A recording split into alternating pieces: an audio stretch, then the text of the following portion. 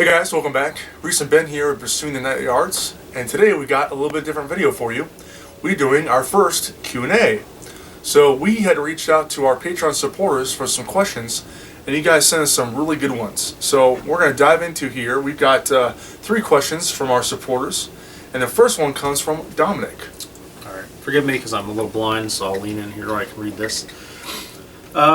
Dominic asks, first he asks, what modification specifics or technique are most common between your 2 harnesses? So specific or techniques are most common between your 2 harnesses.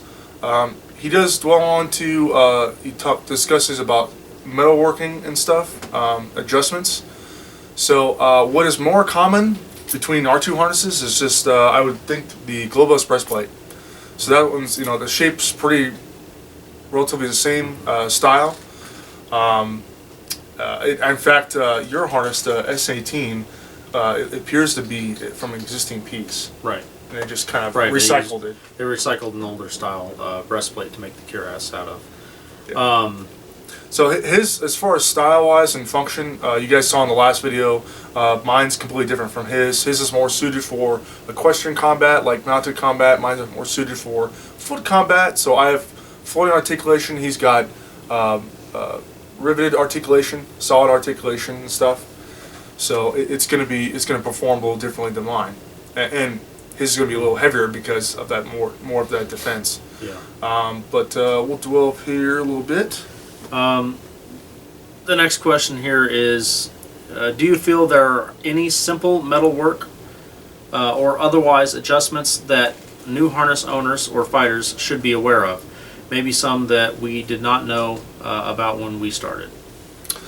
Well, let's see. When I started, the thing with my harness is that my friend Trevor Clemens and I, we made my harness from the start. So I delved into from the start of how it should be properly shaped and stuff.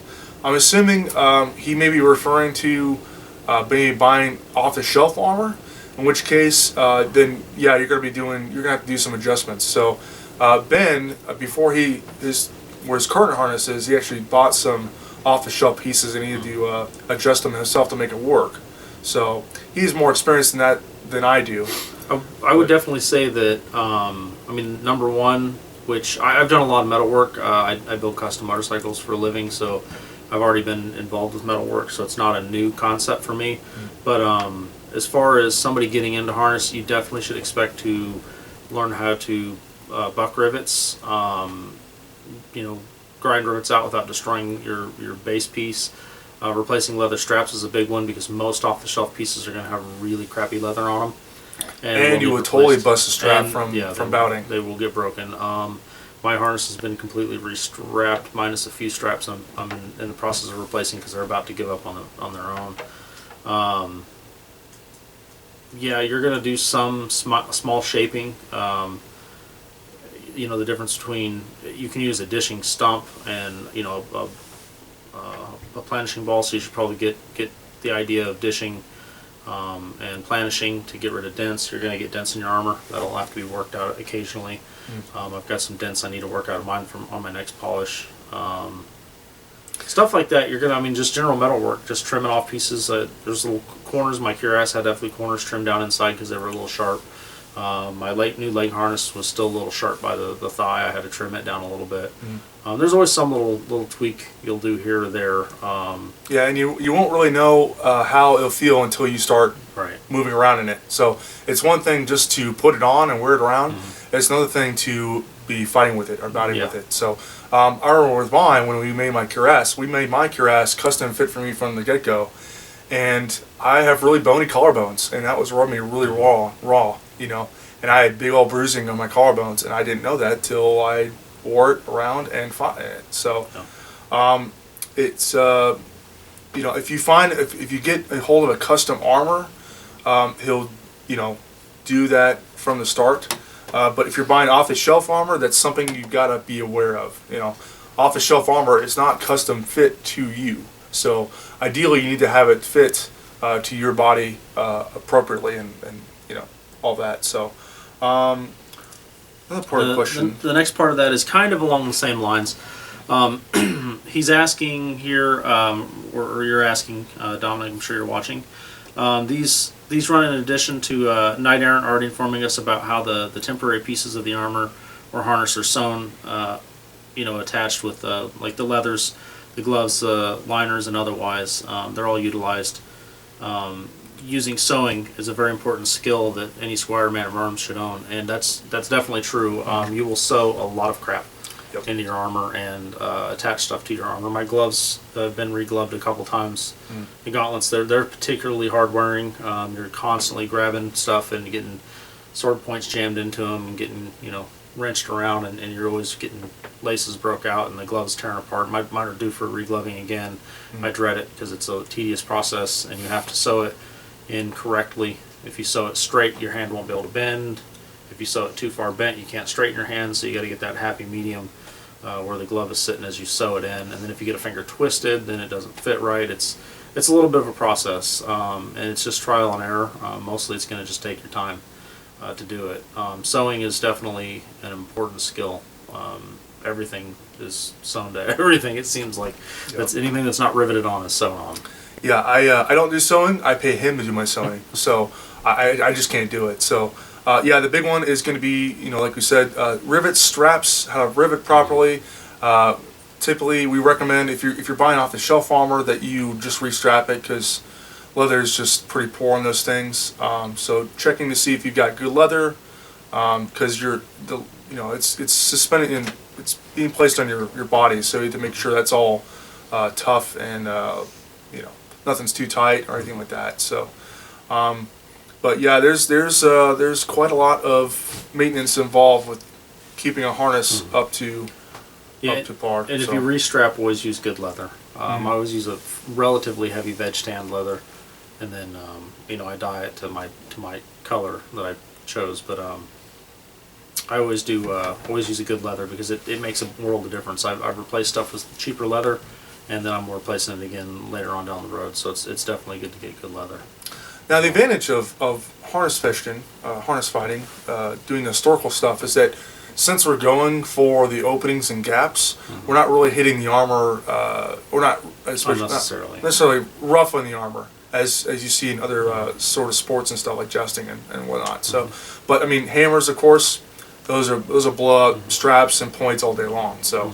You just got to be aware of that. So coming into it, so falling pops, rivets, and straps. Yeah, I popped a leather strap on mine, but I've had it for, I've had that thing for like arm harness for like 2-3 years until I finally gave out. So, but it just all depends. So we recommend those guys who are new to harness fighting, keep a little kit, make up extra straps, make up extra rivets, have a ball peen hammer, anything that you need to have on you to fix and repair stuff in the field. So nothing's worse than getting something popped and something breaks and then you're out of the game. Yeah, you can use a sledgehammer maul, like the maul off the sledgehammer without the handle.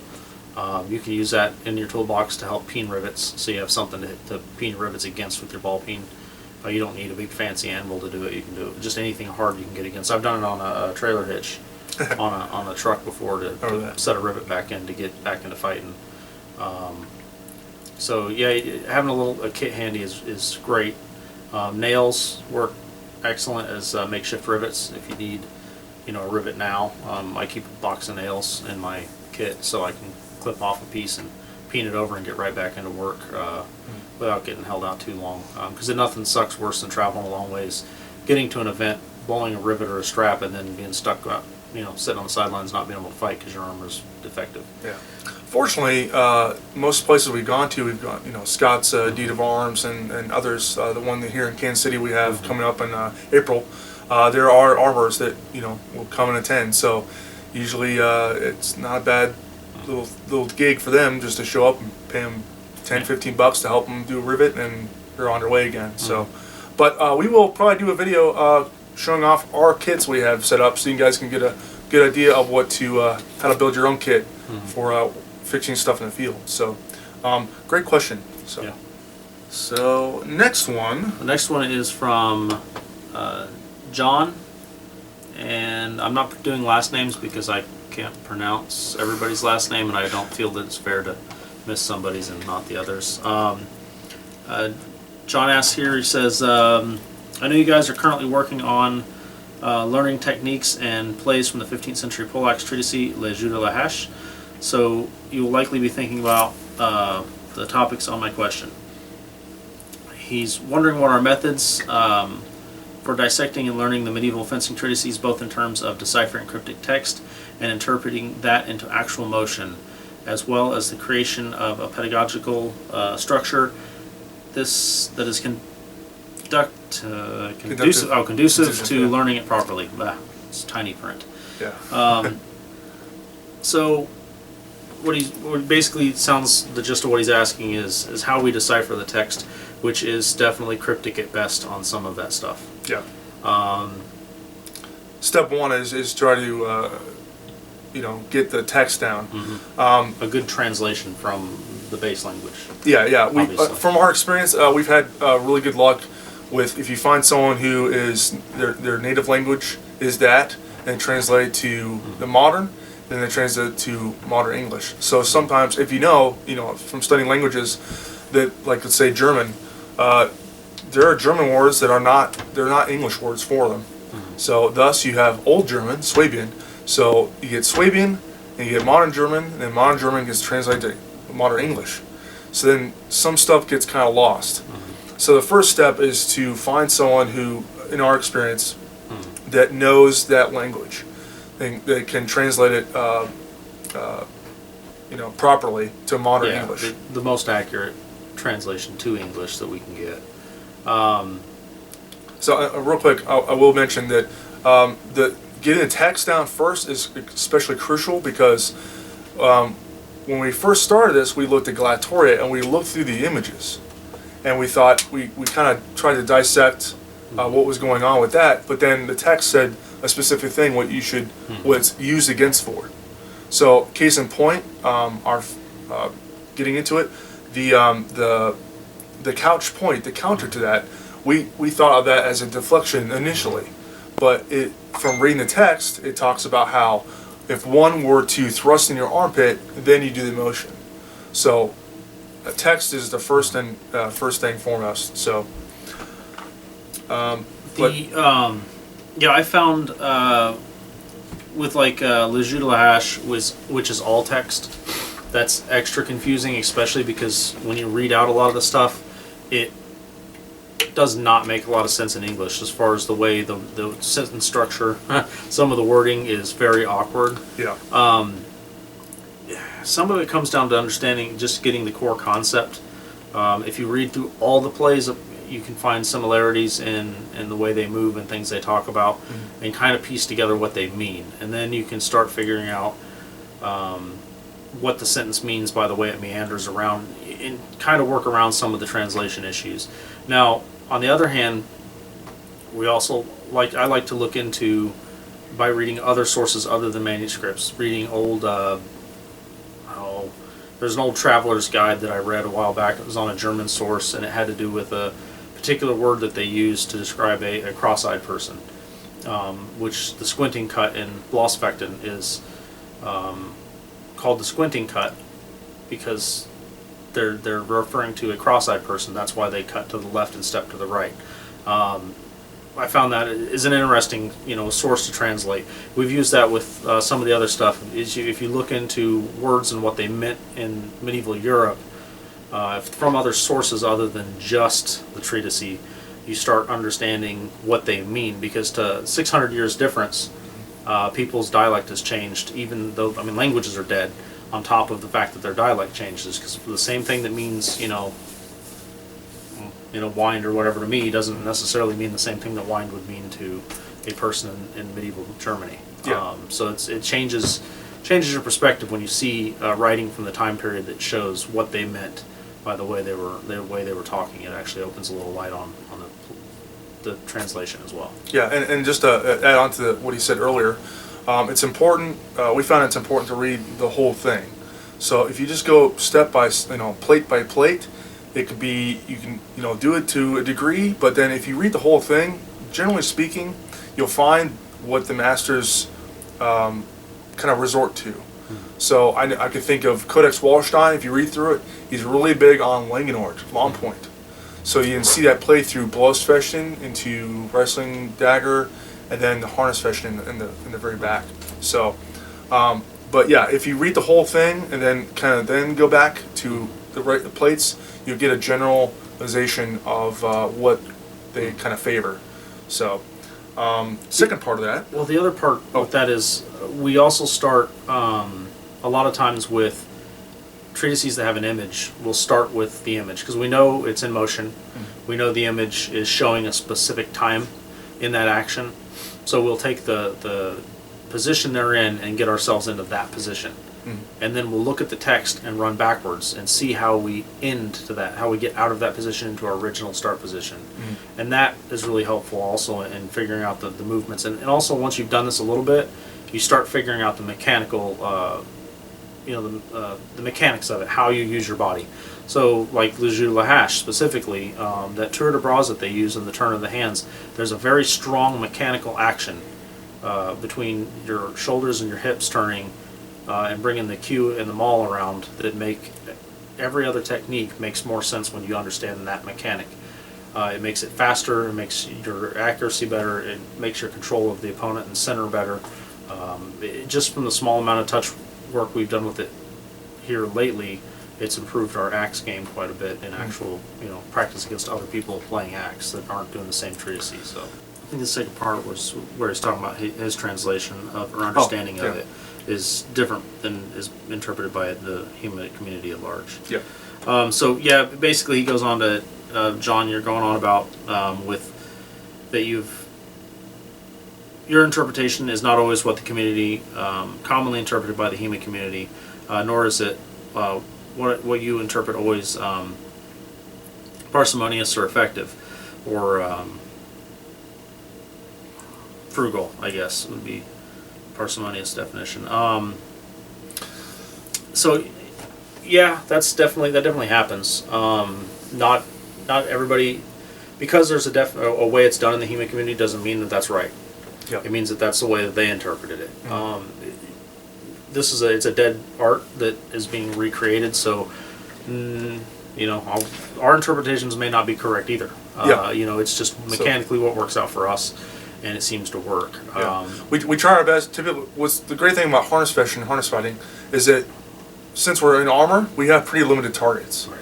So in a sense, you could be more artful than you would be out of harness or Bloodfechten. Mm-hmm. So we know that they're going for specific targets for openings, say like with half sword and stuff. So we're able to keep that in mind for this is what they're targeting from. This is what the goal is. Yeah. So and then it narrows your technique window. Yeah. You don't need as many to make. And since we're in harness and full armor, we can go with this with full intent. Mm-hmm. So I can try to really crank at him at the head at full speed and full force, and it's up to him to properly pull it off with the correct timing and the correct structure and all that. So, but on the Bloss side, it's hard to do that without actually injuring your opponents. Yeah, a fencing mask doesn't do a lot to stop a pommel. No. So, but or a fist. Yeah, the very nature of this is it's actually you're expected to get things wrong. So we plan to cover this in a future video, just kind of the nature of what we do. Yeah, another part of that is also going back to the text. Read it multiple times. Yeah, keep reading it over and over. I don't know how many times we read through the Hash. I've literally we've gone through a play, worked through it, went, yeah, this feels good, I think it's working, but something's not quite right about it, and then we go look at it again and realize, oh, well, that would have been a lot easier had we just done that because the text specifically says left foot here, and somehow you gloss over it when you're looking at, text that's so confusing already.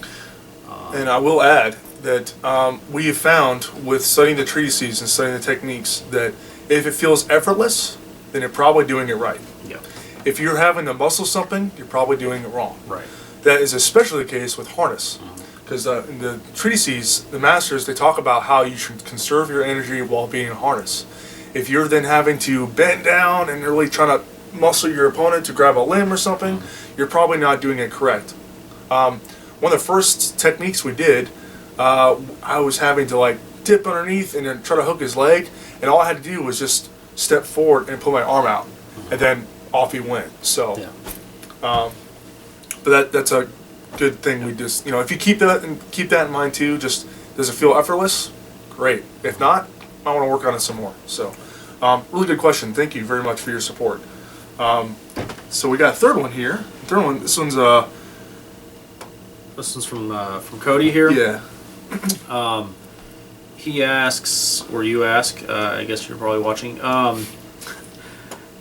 Sorry, this is new for me, so it's the first time doing a Q&A. So, but these are really good questions. We really like this. So.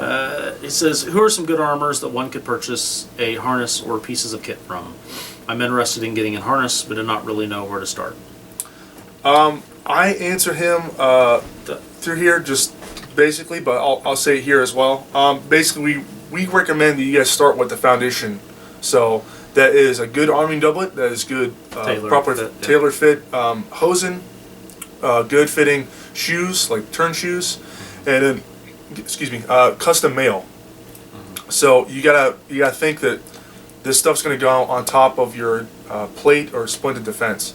So it needs to, good example of it going wrong is Ed, his 16th century harness we covered at Days and Nights. He had done, he got the arming doublet, he got the hosen, got the shoes, and then got the plate. And then he added the mail. And now he's having issues with getting his mail to fit right because he didn't have the mail first and then worked on the plate. Surprisingly, the mail adds quite a bit of bulk. Yeah, it's not very thick, but it adds quite a bit of bulk. Yeah. Our friend Stan Roberts, a guy from Southern Academy of Swordsmanship. Remembered it right. If I didn't, I'll put it down below.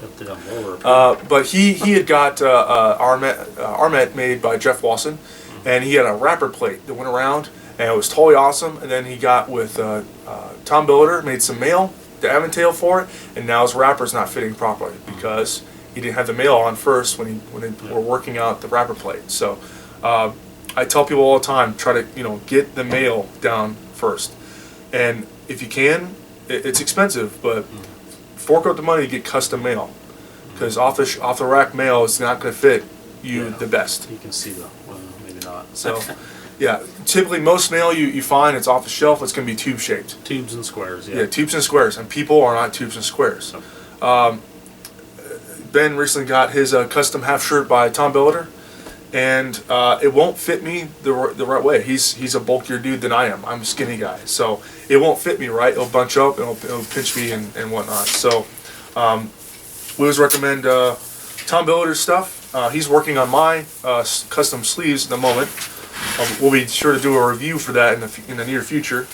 But slap that on like a jacket. Bam. Still stylish. Get my watch stuck. Wristwatches are not period. Yeah, he'll actually forget to take that off when we're armoring. He's like, "Why is my arm harness not fitting right?" Like, oh yeah. So, but yeah. So, like I said, foundation garments, good arming doublet that's properly tailored to fit you, custom fit to fit you. Hosen, split hosen, otherwise whatever. Tosses, turn shoes, and then mail. So. Yeah, super critical. The armpits have tailoring in them that makes them function. That in here, if it's just a tube, you wind up with a big ball of mail under your armpit, so you wind up standing here like this, and you can't get your arms down. Yeah, and if you have an opening like that, someone's gonna find it and hit it. Yeah. So and we stress about getting mail too, because for a point system when we're doing deeds of arms, in order to get a point, I can't just poke at this. I had to put the point and then add some structure behind it because I'm trying to compress that soft tissue underneath. So if you have that, that's that buys you seconds. Yeah. Time to get out of it. Time to pull a technique to break their thrust. It's also safe. I mean, mail does its job. It's meant to stop things from penetrating you. So. Yeah, and then having that protection is there. We've had it in the past that swords breaking and stuff, and then you're not realizing it, and you're thrusting into the guy, and then it'd be bad news. So I fought with mail without a number of years, and I wish I had started with mail. So learn from our mistakes. Yeah. Second part of this question is where can one get a purchase harness or pieces of a kit from? Yeah, the a lot of that. I mean, a good part of this question comes down to what kit, what time period. Yeah. Because you want to stay, you want to pick a time period and pick a kit that fits that, because you don't want to jump and have a Franken armor where you've got 16th century pauldrons with a early 15th century or late 14th century helmet, and you just, the pieces don't go together. And so we you want want to pick a style and a time period and then build from there. So that's always super critical, and we're going to do a more in-depth video on how to do some of that. Yeah. And then that's not just us being picky, being, you want to have the kit the same time period as a kit, but that's also, it's going to be a safety thing too. Right. Well, it was built to work together. Yeah, it's supposed to work the together. Armor developed from here all the way up, and every time it developed, they made modifications to make the armor better, but it grew in periods. So as it went on, some did blend with others, but as it goes on, they change enough that certain helmets won't work with later armor. It's just they just don't work. It's some of the stuff will not work together. Yeah. It's just the way it evolved. Pieces evolved to fit together a certain way, and you need to get in that time period. So it's a good idea to start at the feet. Yeah. Because as you're armed up, you start at the feet up. So if you pick your style and what you like, then obviously if you're going to run Sabatons, Sabatons made, set of case greaves and leg harness commonly done at the same time. And then realistically you can arm from the chest up because of the overlap. Usually there's not a lot of interference there, unless you got specific harnesses. There are some interference that you can run into. Yeah. So once you get, picked out your style, you can just start assembling as you go. So, example, you mentioned if you were to start out with the cuirass, the chest, the torso defense, from there, you can then build up the helmet. The helmet will fit on top of the cuirass. You can then build up the pauldrons or spaulders. Those will fit over the cuirass. So, if you were to start, let's say, you want to do pauldrons and then get a cuirass, it's not going to fit right because you got to account for that overlap, that coverage. So, Ben, he had a cuirass before he had his helmet, and he's now having to modify his cuirass to fit with it better. So, whereas if he had to tweak my helmet a little. He has to tweak his helmet a little bit for it to fit because he did that a little bit backwards. Interference, right? Yeah, some little interference. So, we will be covering in our video for getting a harness for harness fishing, how to make off-the-shelf armor work better for you. So, we realize that not everyone has the buku bucks. We certainly don't have the buku bucks to drop on a custom-made harness, but we have some experience on working with what you got and modifying existing pieces to fit for you. So that will be probably a several-part video, so a lot of information to cover, but we will be doing that here before long. So. But as far as are you going to list good armors? Are you going to list armors in the description, or do you want to have to list those off? Well, there's a lot of armors I like. Yeah. I in the video covering the building a harness and stuff, I'm going to mention several armors that I've been following over the years. What I feel that they're really best at with certain time periods and all that.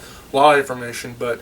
If you're looking for custom-made armors, let's say in the U.S., a couple that I think off hand is Jeff Wasson. Jeff's really got an excellent eye for making armor, especially Italian armor.